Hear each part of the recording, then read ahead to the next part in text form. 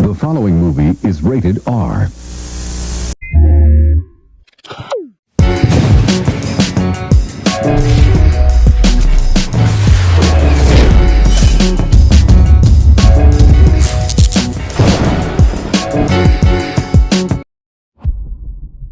What's up, y'all? I hope everybody is doing well. It's Friday, so let's go ahead and get down. So I want to start off by talking about the situation that transpired with Marcelus Brown, who happens to be the father of NBA superstar Jalen Brown, who currently plays for the Boston Celtics. Now, Marcelus was an athlete himself. He was a boxer. He made his debut back in 1989, ended up going 33-18-1 over the course of his career. And him and Jalen Brown do not have a great relationship. So he was unaware about this incident that I'm about to tell you about. So it seems as though that Marcelus got himself in a sticky situation. So according to reports, Brown pulled up in a Navigator and he pulled beside this couple. Upon exiting his vehicle, his car door actually hit the car beside him. The dude that was sitting in the whip got out.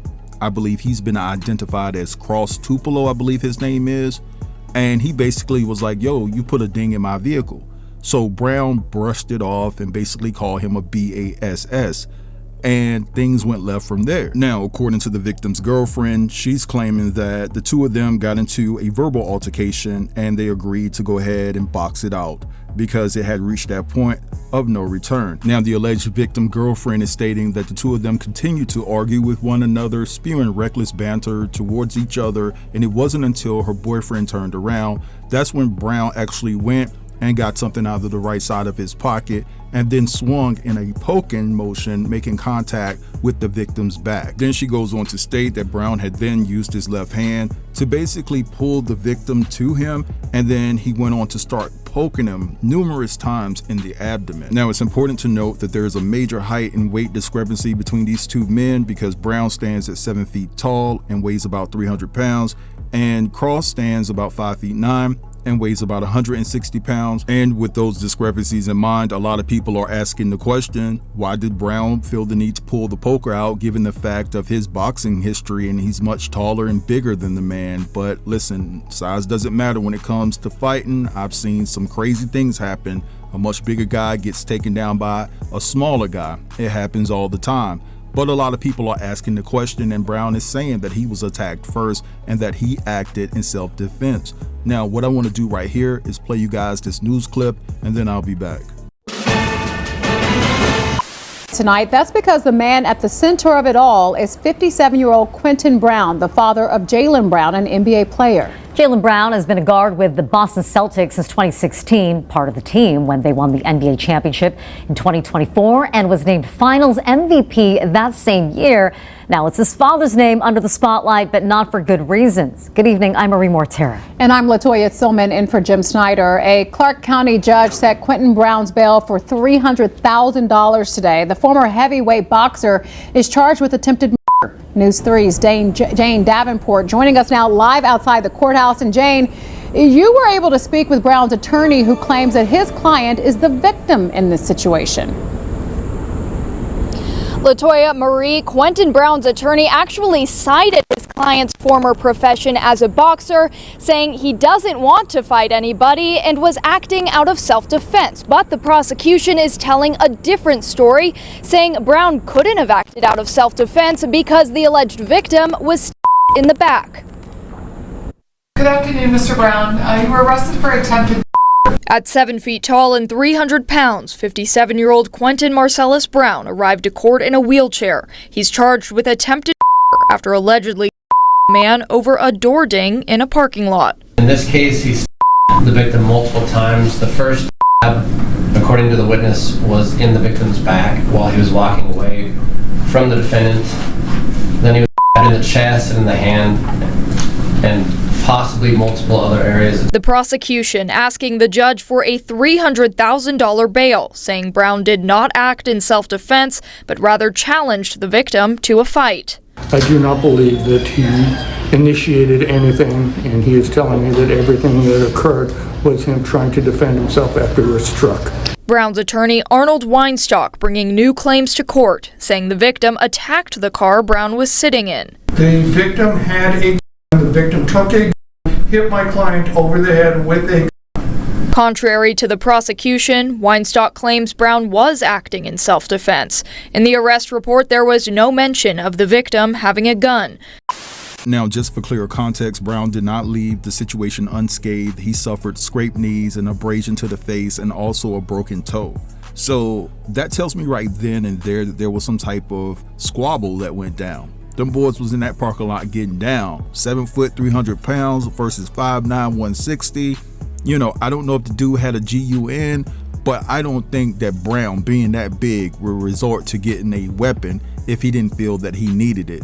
So somebody lied, but that's for the courts to figure out. And I'm guessing that they're going to rely on footage. Hopefully there's cameras in the area that can tell the story, because in my estimation, it's just crazy pulling out a knife when you're dealing with somebody that allegedly has a GUN. You know what I'm saying? Bringing a knife to a GUN fight, something is off here. But anyway, let's go ahead and move along, because I want to talk about this sad story that transpired in the New Hampshire area. I'm not sure if you guys have heard about this, but it's circulating and trending all over social media.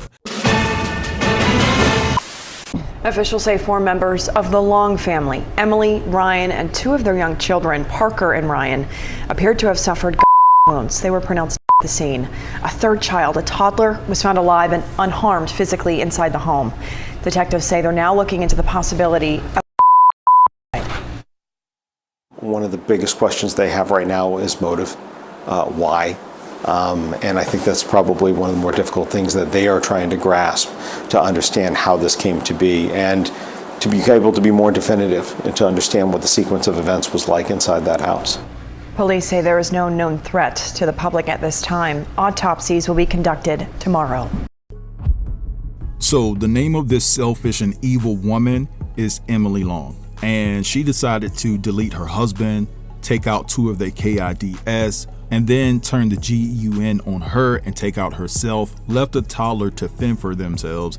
And basically it was based off the fact that her husband was dying of brain cancer and she just couldn't take it. It was overwhelming for her. They were drowning financially, and she just gave up and gave in and thought this was the only way out.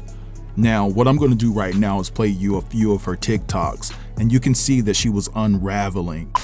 All just pretending that it's not there, but like every moment matters. Like every single thing that the kids do, we're like all taking pictures of, and every second that we're talking, we're trying to think about something else to talk about. We're talking about the dumbest shit, and it's because all of us want to talk about the cancer, but like we don't, because like we can't talk about it 24/7. Like that's an insane thing. So we're just like grasping at straws of things to talk about, because we all are only thinking about one thing, but we're like pretending that we're not. And I hate it. I hate it here. Sorry, I had to change scenery because I had a mental breakdown. So bear with me, because like this is so hard. And like no one will ever understand. But I know that there are people that are understanding, because it's just so complicated and it's difficult. And I feel so sad for everyone who has to go through this. I never understood the heartbreak that is having to deal with this. As a mom, as a partner, it's so complicated.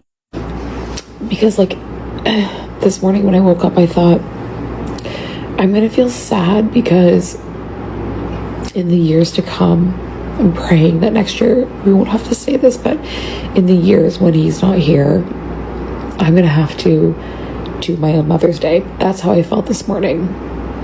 And I thought, like, that's an insane thing to feel. But then as the day went on, I felt so sad for my kids. Like, my sadness for my kids is never ending. Like, my kids were so excited to give me their presents and to surprise me and to do their cards. And like, my heart broke. I was so excited to see them. I was so happy to open my gifts and do all the things. But my heart broke for them, because in the years that my husband passes, like, someone's gonna have to do that.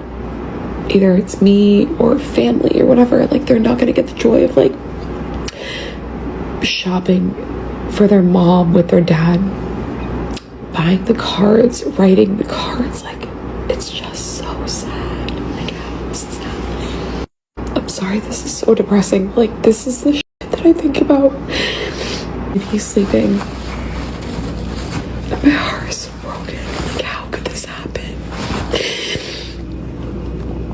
And I just feel so sad for my kids. All their joy and all their innocence is like being taken every single second by this fucking cancer. All right, so you guys just witnessed a small sample size of all of the videos collectively that she's done as it pertains to this issue. She was so heartbroken that her husband was affected with brain cancer and the effect that it was having on the kids. There's videos of her talking about them financially drowning.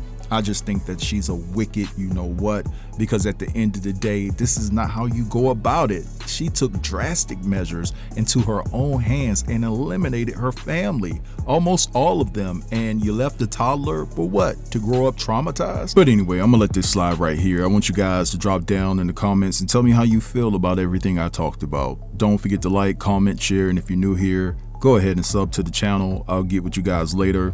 Peace. Thanks for watching!